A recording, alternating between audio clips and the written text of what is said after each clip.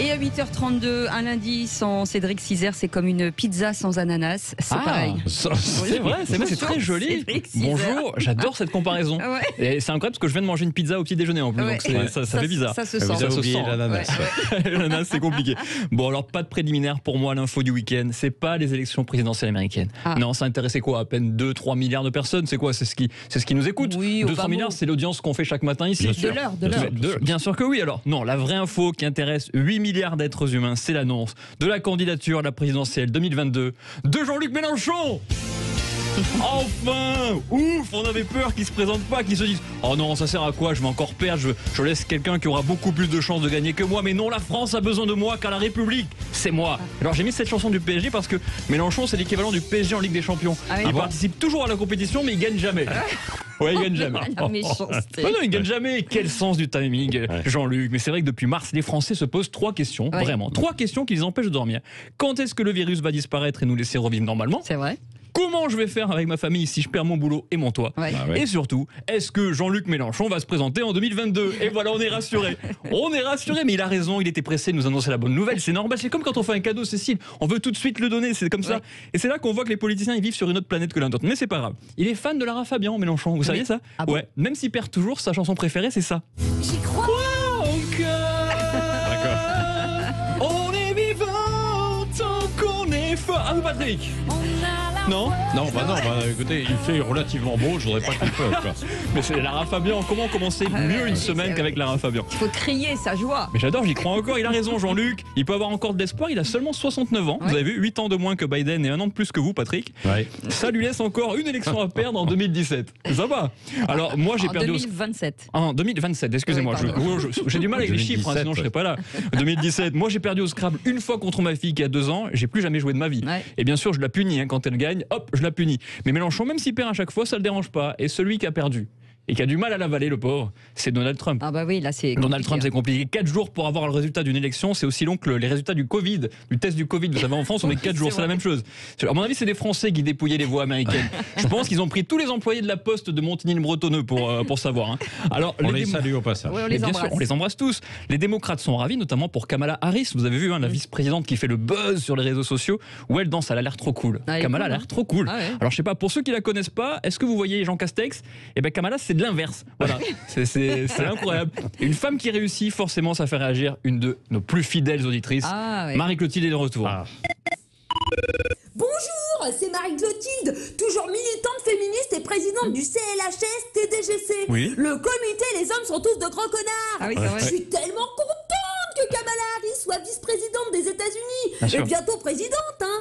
Bah ouais, vous avez vu dans l'état qu'il est, Joe Biden. J'ai même peur qu'il Joe nous Biden. quitte avant son investiture. Le pauvre. Donc Kamala, c'est bientôt toi la number one. Ouais. Prenez-en de la graine, les Français, là. Votez pour un vrai bonhomme, une personne qui a vu vraiment des couilles. Marine Le Pen. Ah oui. Ah oui. On n'a pas le droit d'être féministe et raciste. Ouais, bon, vous avez raison, c'est trop. Oui. Je vais rester dans le féminisme, c'est déjà assez dur comme ça. Ouais. Bisous, bisous. Bisous, Marie-Clotilde, elle est un peu de forme. hein. Elle vrille, hein. Ah non, mais ouais. elle hésite. Dans la vie, il faut choisir, Marie-Clotilde. Dans la vie, on peut pas tout avoir. J'arrête pas de le répéter. Alors, Trump, il a pas choisi le pauvre. hein. Voilà, il a perdu. Il faisait du golf comme tous les jours. Quand il a appris sa défaite, il n'était pas au fond du trou. Il était au fond de 18 trous. C'est encore plus dur. Et s'il tient sa promesse, Trump, il va donc quitter le pays. Vous vous souvenez, il avait dit voilà, si jamais je perds, je quitte le pays.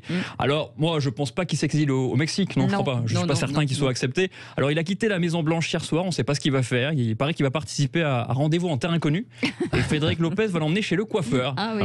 Je pense qu'il en a besoin. Surtout que je peux en Il faut parler moi. arrêter le bronzing aussi. Il arrête tout, faut qu'il change tout. Il a pas de parole. Il quittera jamais les States, Donald. hein. C'est comme les mecs qui disent attention, ma chérie, si tu me trompes une fois, je te quitte direct. Ouais. Quoi, tu m'as trompé avec Patrick, avec André et Cécile? Bon, en même temps, carrément. Bon, je te pardonne, hein, mais c'est la dernière fois. Non, mais je dis ça, mais j'invente parce qu'une femme infidèle, tout le monde sait que ça n'existe pas. Non, c'est vrai. C'est juste C'est qu'elles sont beaucoup plus intelligentes que nous. Elles se font pas choper. C'est tout. C'est la différence.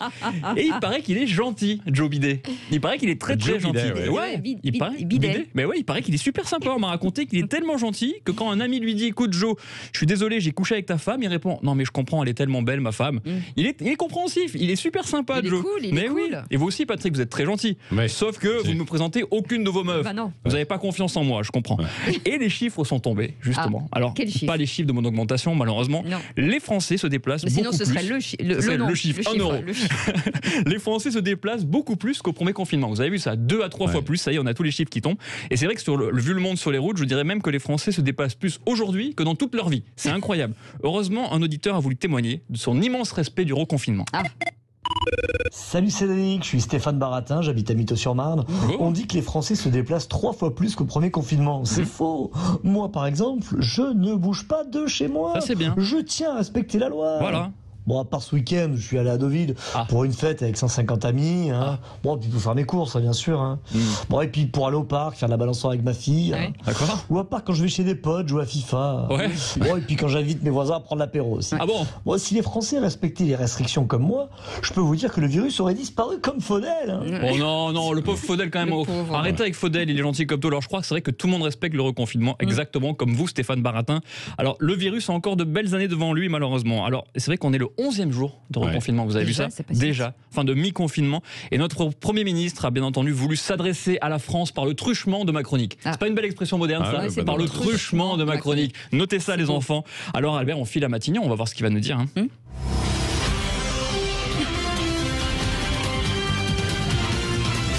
Françaises, Français, le gouvernement vous rappelle que durant le confinement, il vous faut une attestation pour tout. D'accord. Sauf pour payer votre taxe d'habitation. Peu importe la manière, tant qu'on récupère votre pognon. Ah bah oui, il a raison, hein. Il n'y a pas d'attestation pour ça. Mais écoutez, je veux peut-être une attestation pour revenir vous voir, peut-être demain. Eh ben, on vous l'enverra par la poste. Par courriel.